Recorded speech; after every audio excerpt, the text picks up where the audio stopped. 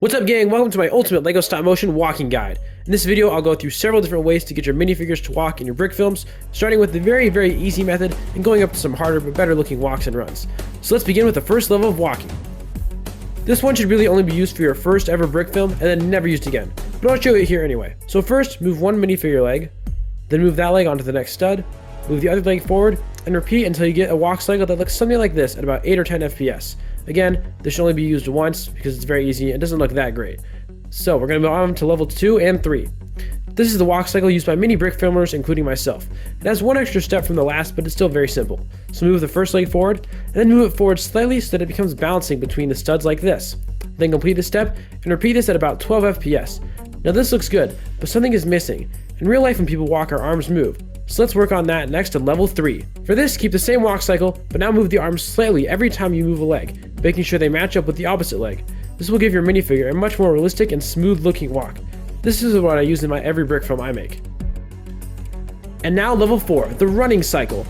We will apply the same principles to the walk cycle, but more exaggerated. Move the first leg forward, but move it over the stud. Then push it out so that the minifigure is bouncing over 3 studs like this.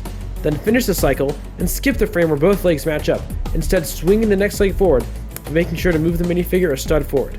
And he'll do all that again, except this time after he's in this position, move him another stud further and continue doing that. This will create an acceleration effect. So that's the run cycle at 12 FPS. Still very simple, but the important thing is to move the minifigure at least 1 stud forward every time to create a good running effect. And finally, level 5. This one isn't hard, but it takes more time and patience than the others. We're going to do a slow walk at 15 frames per second. Start at the same, moving one leg forward, but now we're going to move him very slightly to the next bouncing pose. Then after that, move him slightly again so that the foot is just over the stud. Then with the 4th frame, connect the leg with the stud. Then match up both legs and continue again. Remember to keep moving the arms and give it a realistic effect. And then this will create a nice slow walk that can also work at 12 FPS, but looks much better at 15. So that's the end of the ultimate LEGO stop motion walk guide. If you have any questions, leave them in the comments below, and comment if you want me to do more tutorials like this. Thanks for watching, and make sure to check out my other videos.